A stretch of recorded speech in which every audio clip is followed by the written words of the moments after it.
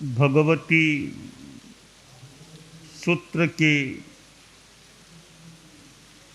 26वें शतक में इस पुस्तक में बताया गया है। नमो सूय देवयाए भगवईए। जैन आगम जो 32 की संख्या में हमारे यहाँ हमारे आमनाय में स्वीकृत हैं, सम्मत हैं, सम्मानित हैं, उन 32 आगमों में 11 अंग आगम कहलाते हैं, 12 उपांग हैं, अंग बाह्य उन्हें कहा जा सकता है, 4 मूल हैं, 4 छेद हैं और 1 आवश्यक है। इस प्रकार 11 और 12 23 हो जाते हैं। 23 4 मूल 27, 4 छेद 31 और 1 आवश्यक सूत्र 32। यह आगम 32 ही है। ये 32 ही आगम वैसे हमारे धर्म संघ द्वारा संपादित भी हुए हैं और प्रकाशित भी हैं। 11 अंगों में जो 5वां अंग है वह है भगवई।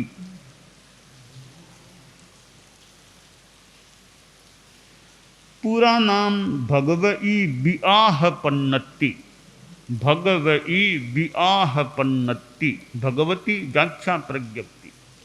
और संक्षेप में हम बोलचाल की भाषा में इसे भगवती सूत्र कहा करते हैं।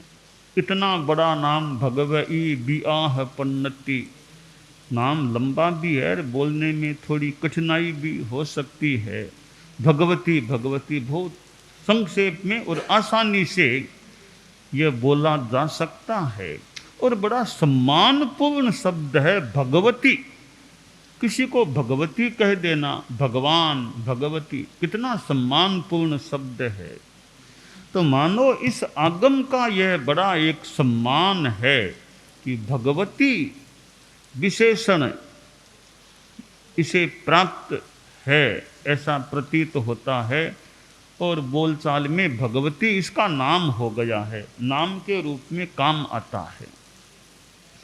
भगवती की एक विशेषता है कि वर्तमान में उपलब्ध 32 आगमों में सबसे ज्यादा बड़ा विशाल काय आगम है तो वह भगवती है। भगवती से बड़ा दूसरा कोई, भगवती के समान भी कोई दूसरा आगम कलेवर में, मात्रा में कोई दूसरा आगम नहीं है। सबसे बड़ा यह भगवती सूत्र है। भगवती सूत्र में एक संवाद शैली को बहुत काम में लिया गया है। संवाद शैली प्रश्नोत्तर के माध्यम से बहुत ज्ञान इसमें निहित कर दिया गया है, प्रस्तुत किया गया है। एक भगवती सूत्र में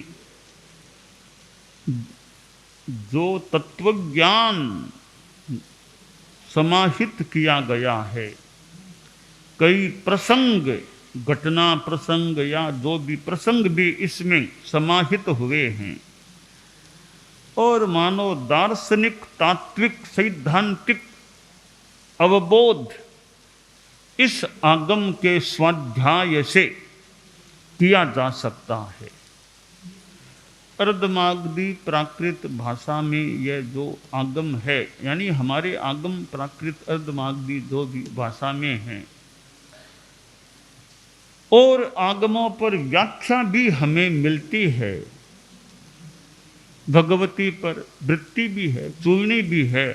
और राजस्थानी भाषा में हमारे धर्म संघ के चतुर्थ आचार्य परम पूजनीय श्रीमद जयाचार्य ने भगवती सूत्र पर एक जोड़, भगवती की जोड़ लिख दी। राजस्थानी बहुत बड़ा ग्रंथ है भगवती की जोड़।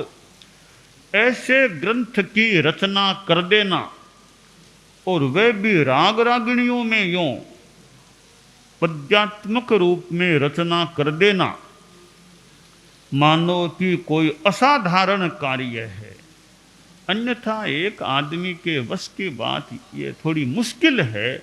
गीतिका बना देना ठीक है, बना दे कोई, पर तात्विक जो एक आगम है, इतना बड़ा तत्व प्रधान या तत्व की बातें जिसमें है, वो राग रागिणियों में गीतों के रूप में इतना बड़ा ग्रंथ रच देना थोड़ा आश्चर्य का सा विषय लग रहा है कि कैसे इतनी विराट रचना कर दी गई है।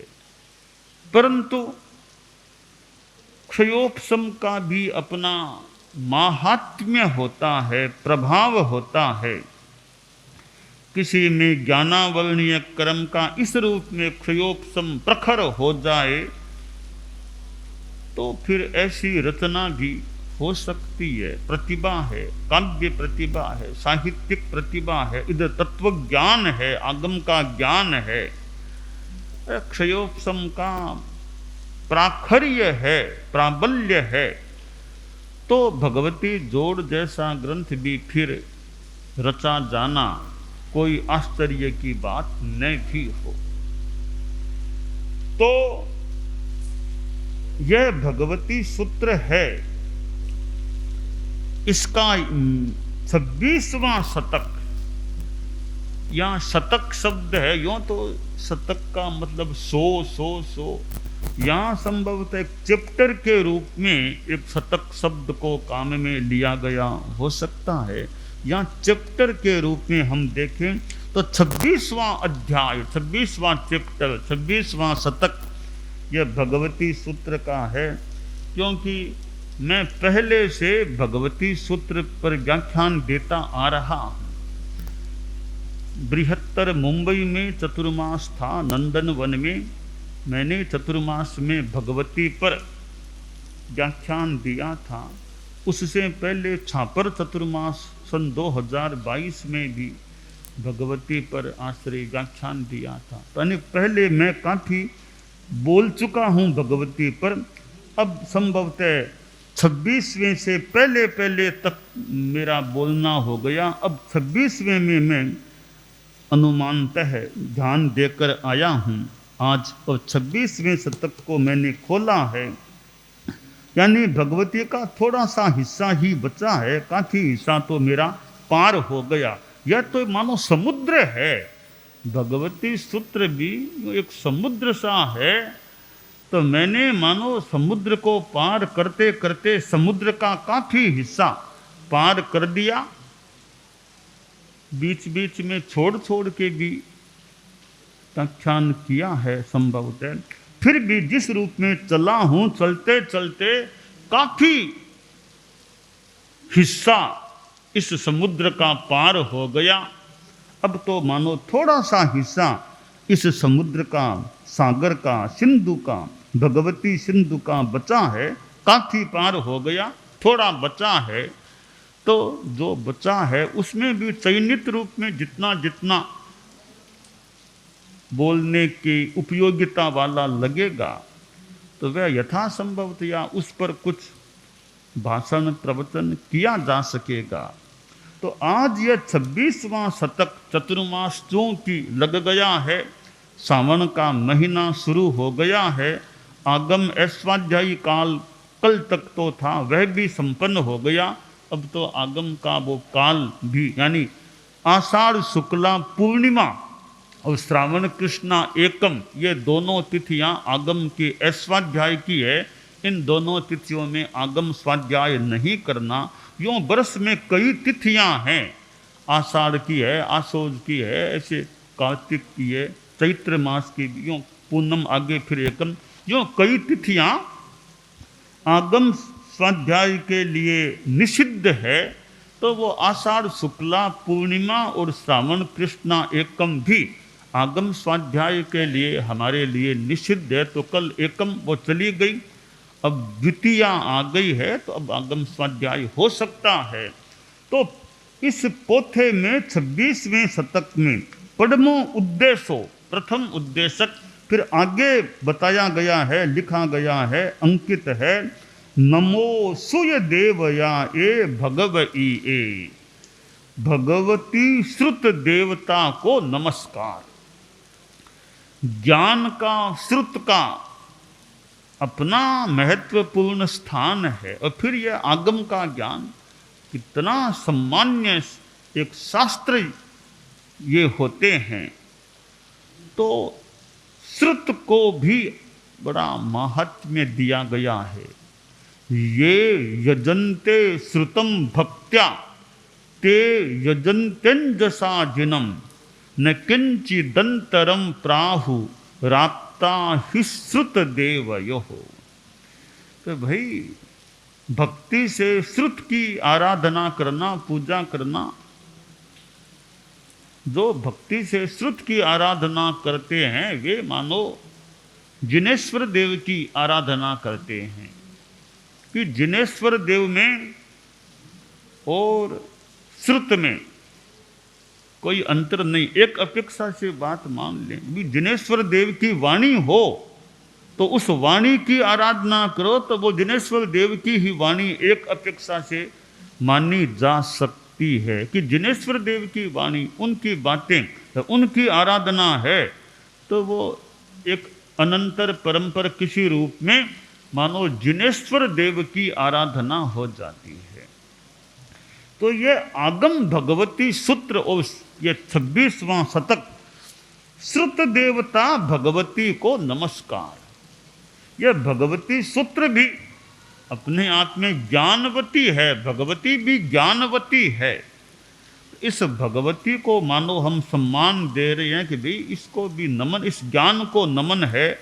भगवती में जो ज्ञान है वो ज्ञान का मानो सम्मान है। और चारित्र युक्त ज्ञान हो, चारित्र युक्त साधु, उसमें फिर ज्ञान है। भगवती सूत्र का साधु के पास ज्ञान है, तो चारित्र युक्त इस भगवती के ज्ञाता साधु को नमस्कार कर सकते हैं। तो यह श्रुत, जो भगवती सूत्र अपने आप में श्रुत का एक अवयव है, अंग है। तो श्रुत को हम ग्रहण करने का प्रयास करें। बहुश्रुत, बहुश्रुत शब्द आता है और उत्तराध्ययनानी में तो एक अध्ययन है बहुश्रुत पूजा के रूप में, 11वां अध्ययन है। तो बहुश्रुत वह चारित्रात्मा जिसके पास बहुत श्रुत है, ज्ञान है, अनेक विषयों का, अनेक आगमों का ज्ञान है और प्रतिभा है। तो बहुश्रुत होना, श्रुत जिसके पास बहुत है, थोड़ा सा श्रुत है तो वह अल्पश्रुत है। थोड़ा ज्ञान है वह अल्पश्रुत है, और बहुत ज्ञान जिसके पास है वह बहुश्रुत हो जाता है। तो बहुश्रुत बनना भी कोई एकदम सामान्य बात नहीं लगती। ऐसी प्रतिभा भी हो, ग्रहण शक्ति हो, और हम ज्ञान को पुरुषार्थ के द्वारा, प्रयत्न के द्वारा, अध्यवसाय के द्वारा, लगन के द्वारा ज्ञान को ग्रहण करें। क्योंकि कई बार ज्ञान को ग्रहण करने में जो स्थिरता होनी चाहिए, जो स्थिर अध्यवसाय होना चाहिए, वह नहीं होता है। आदमी पारगामी नहीं बन सकता, पारंगत नहीं बन सकता। ऐसा संभव है। बीच में ही ज्ञान को आदमी छोड़ देता है, या जिस विधि विधान को पालन करना चाहिए ज्ञान अर्जन के साथ, उस विधि विधान का पालन नहीं होता है, तो पढ़ाने वाले भी क्लास को, ज्ञान दान को, ज्ञान देने की प्रक्रिया को, क्रिया को बंद कर सकते हैं। तो ज्ञान प्राप्त करने वाले में वो पात्रता भी होनी चाहिए। पात्रे दानम, पात्रे ज्ञानम, पात्र में दान और पात्र में ज्ञान, कि ज्ञान भी पात्र को ही दिया जाना चाहिए। हर किसी को हर कोई ज्ञान देना कहीं कहीं असंप्रत, अनुचित, अनुपयुक्त भी हो सकता है। तो ज्ञान लेने की पात्रता कितनी है, पात्रता को देख कर ही ज्ञान देना चाहिए। छोटी सी टोप सी है, उसमें दूध डालना तो कितने कलप डालना है, बड़ी पात्री में कितना डालना, बड़े लोट, बड़ा एक घड़े जैसा बड़ा घड़ा है, उसमें दूध कितना डाला जा। तो पात्रता देखो, पात्र है कितना बड़ा और पात्र है कैसा। पात्र तो बहुत बड़ा है पर उसमें तो गंदगी लिपटी हुई है, गंदगी रजें पड़ी है, अस्वच्छ है। तो पात्र है तो बड़ा पर अस्वच्छ है। उस अस्वच्छ पात्र में दूध डाल देंगे तो दूध भी कहीं खराब हो जाएगा, तो फिर दूध को कोई पीना भी पसंद करे न करे। तो पहले पात्र को साफ करो। पात्र ठीक है तो बड़ा, तो साफ करो, उसको स्वच्छ रखो, फिर उसमें दूध डालो। वह दूध पीने के कईयों के काम आ सकता है। तो ज्ञान भी हमें देना है और लेना है। तो ज्ञान देने वाला भी अच्छा ज्ञानी हो, योग्य हो, और ज्ञान लेने वाला भी योग्य हो, तो वह ज्ञान अच्छी तरह उस योग्य व्यक्ति के पास जा सकता है। तो श्रुत की परंपरा अविच्छिन्न रहे।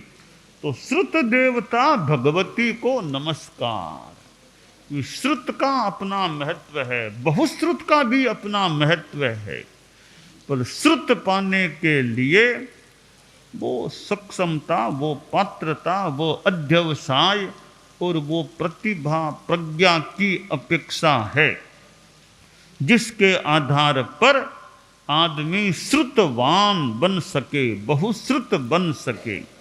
तो यह श्रुत देवता को नमस्कार किया गया है। श्रुत देवता की आसाधना भी नहीं होनी चाहिए। तो नमो सूय देवयाये भगवई, भगवती श्रुत देवता को नमस्कार है। श्रुतवान साधु है, उस श्रुतवान साधु को भी नमस्कार है। उपाध्याय होते हैं वे कितने मानो ज्ञान पुंज, ज्ञान ज्योति पुंज होते हैं, पढ़ने पढ़ाने वाले। जैसे विश्वविद्यालयों में, महाविद्यालयों में प्रोफेसर पढ़ाने वाले होते हैं, बहुत अच्छे गहरे प्रोफेसर हों, कितना पढ़ा है, कितना ज्ञान अर्जित किया, कितने ग्रंथों को देखा है। ग्रंथों के कीड़े, ग्रंथों में ही रहने वाले, ऐसी कि आसपास ग्रंथ ही ग्रंथ पड़े रहते हैं। सुबह देख लो, शाम को देख लो, दोपहर ग्रंथों के बीच बैठे हैं। कभी वो किताब, कभी वो किताब, कभी वो, कभी लिखना, लिखाना, करना। तो जो ग्रंथों के आसपास, ग्रंथों के बीच बैठे रहते हैं, ग्रंथों को खोलते रहते हैं, पढ़ते रहते हैं, देखते हैं, वो निकालो, वो रेफरेंस निकालो, वो रेफरेंस निकालो। तो यो जो स्थिर पराक्रम, स्थिर अध्यवसाय वाले व्यक्ति आलोडन विडोदन करते हैं, और प्रतिभा, प्रज्ञा, ग्रंथ तो ठीक है, निर्जीव है किताब, तो प्रज्ञा प्रतिभा वो हो तो मूल तो वो फिर ज्ञान को ग्रहण कर सकेगी। इसलिए हम ये जो भगवती सूत्र और 26वां शतक, और जिसका एक प्रारंभ में जो मानो मंगलाचरण सा मान ले, नमस्कार किया गया है, नमो सूय देवयाये भगवई, श्रुत देवता, भगवती श्रुत देवता को नमस्कार है। यह भगवती सूत्र है।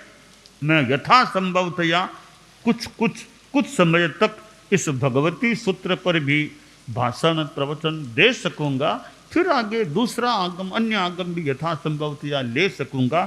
थोड़ा सा जो अवशेष है भगवती सूत्र, काफ़ी मैंने पहले पार पा लिया है, कुछ अवशेष है उसका भी पार पा सकूं, तो आज से मैंने ये भगवती सूत्र 26वें शतक के प्रारंभ से शुरू किया है और यह क्रम यथा संभवतया यथा अनुकूलता कुछ दिन आगे कुछ दिनों तक चल सकेगा। हम सिद्ध योगी आचार्य श्री महाप्रज्ञ से प्रेक्षा ध्यान का एक प्रयोग करें। आपको एक प्रयोग कराया जा रहे हैं श्वास प्रेक्षा का। 5 सेकंड में श्वास लेना है, 5 सेकंड भीतर रोकना है और 5 सेकंड रेचन करना है और 5 सेकंड बाहर रोकना है। इस प्रकार 20 सेकंड में एक श्वास। सावधान रहे, श्वास भरे, भीतर रोके, रेचन करें, बाहर रोके, श्वास भरे, भीतर रोके, रेचन करें, बाहर रोके, श्वास भरे, भीतर रोके, रेचन करें, बाहर रोके, श्वास भरे, भीतर रोके, रेचन करें, बाहर रोके, श्वास भरे, भीतर रोके, रेचन करें, बाहर रोके,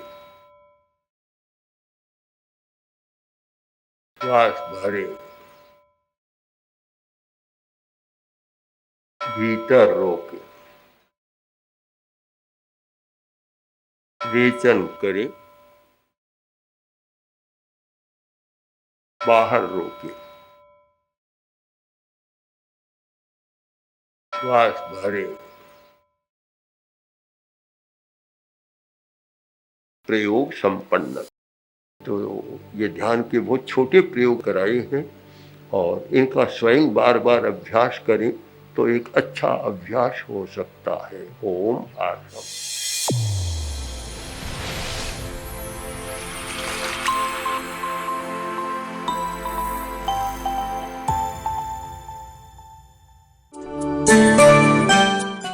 एकाग्रता, तन्मयता, अपने आप को मंगलमय अनुभव करते हुए नमो अरहंताणम, नमो सिद्धाणम, नमो आयरियाणम, नमो उवज्झायाणम, नमो लोए सब्बसाहूणम,